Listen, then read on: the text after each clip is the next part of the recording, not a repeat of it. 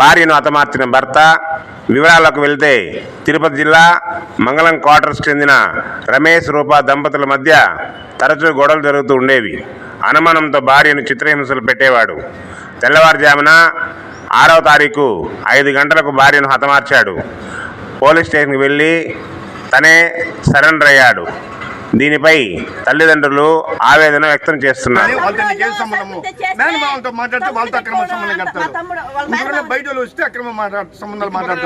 అంటే చుట్టుపక్కల ఎవరు మాట్లాడినా అనుమానంతో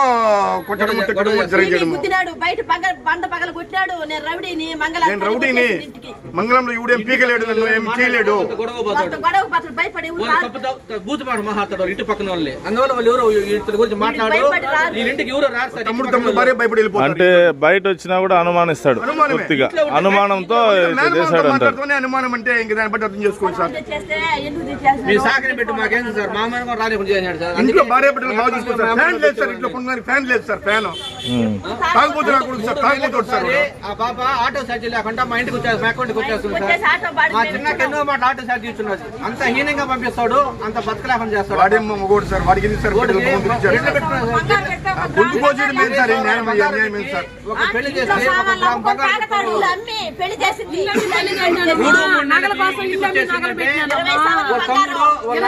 బంగారు పెట్టినానమ్మా, ఇల్లు అమ్మి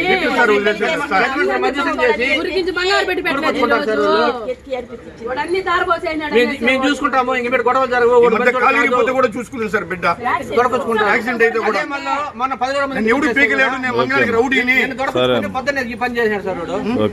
పోలీస్ కంప్లైంట్ పీకలేడు. ఇంటికి వచ్చి మధ్యస్థం చేసి అంటే వీళ్ళిద్దరు ఇంటికి వచ్చారు నిన్న. వాళ్ళ తమ్ముడు వాళ్ళ నాయన ఇంటికి వచ్చి మీ బిడ్డకి నేనున్నాను, నా ప్రాణం ఉండేదాకా మీ బిడ్డకి ఏం కాదు, నన్ను నమ్ము పంపేయండి అని చెప్పేసి. ఇప్పుడు వాళ్ళు ఎక్కడున్నారు? ఎస్కేప్ అయిపోయినారు. వాళ్ళ నమ్మి నిన్న పండగ రేసి పంపించినాను సార్. నిన్న ఈవినింగ్, నిన్న మధ్యాహ్నం వచ్చింది సార్. ఈ గొడవలు జరుగుతున్నాయని మీకు ముందే తెలుసు. ఈ గొడవలు మామూలుగా గొడవలు జరుగుతున్నాయి. ఈ పాప అంటే మీరు చెప్పినట్లుగా చుట్టుపక్కల ఎవరు వచ్చినా కూడా ఎవరితో మాట్లాడినా కూడా అనుమానమే. సాయంత్రమే వచ్చింది ఇడికి. సాయంత్రం నిన్న మధ్యాహ్నం 10 గంటలకు మరిది వాళ్ళ ఆయన వచ్చి తొడుకొచ్చుకున్నారు. మీ బిడ్డకి మీ రెస్పాన్సిబిలిటీ పండగ తొడుకొచ్చినారు. పండగ ఇప్పుడు వాళ్ళు ఎవరైనా మీతో మాట్లాడారా? ఇప్పుడు ఈ సంఘటన జరిగిన తర్వాత వాళ్ళు ఎవరైనా కానీ నేను ఫోన్ చేసినాను, నా బిడ్డని మరి చేసినారని ఫోన్ చేసినాను. మాకు తెలియదు అని అన్నారు. అంతే. ఈశ్వర్ కానీ వాళ్ళ మామ కానీ వాళ్ళ మరిది కానీ. ఓకే. అంటే అతనికి ఇంకెవరైనా రిలేషన్స్ ఉన్నారా? ఆడబిడ్డ పేరేం పేరు నేర్పించదంతా అదే. ఆడబిడ్డ రేఖ ఎప్పుడు వాళ్ళ అన్నకి ఫేవర్ గా ఉంటుంది. వాళ్ళ అన్న, వాళ్ళ తమ్ముడు, వాళ్ళ నాయన పక్కే మాట్లాడతారు.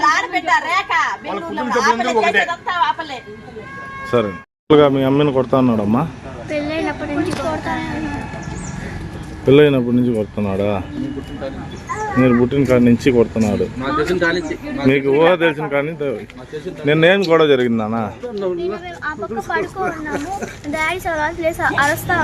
ఎన్ని గంటలకి?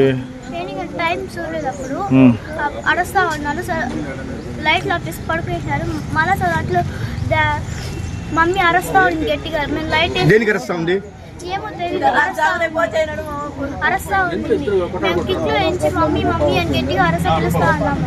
పక్కింటి వాళ్ళంతా వచ్చినారు. ఏమైంది వస్తా పిలిచినారు. కలిపి గడి తీయలేదు మీ డాడీ? తీయలేదు. మళ్ళీ బయట చూసే కొంచెం డాడీ కత్తి అంతా రక్తం కత్తి పెట్టుకున్నాడు.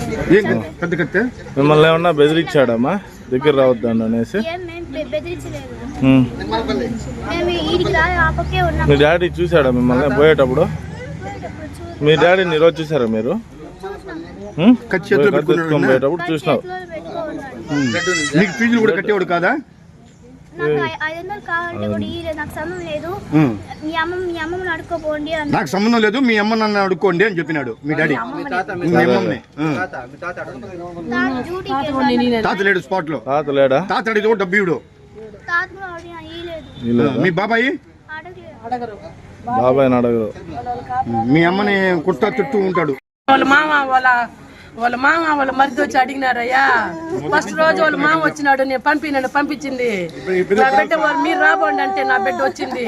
వీళ్ళిద్దరు వాళ్ళ పిల్ల వాళ్ళు పంపినని చెప్తే వాళ్ళు మధ్య తాకుంటే దారం కట్టిపించినాము. వాడు తలిపేసుకుని గేడేసుకున్నాడు, వాడు చచ్చిపోతాడు. నీ కూతురు లేకుంటే వాడు చచ్చిపోతాడు.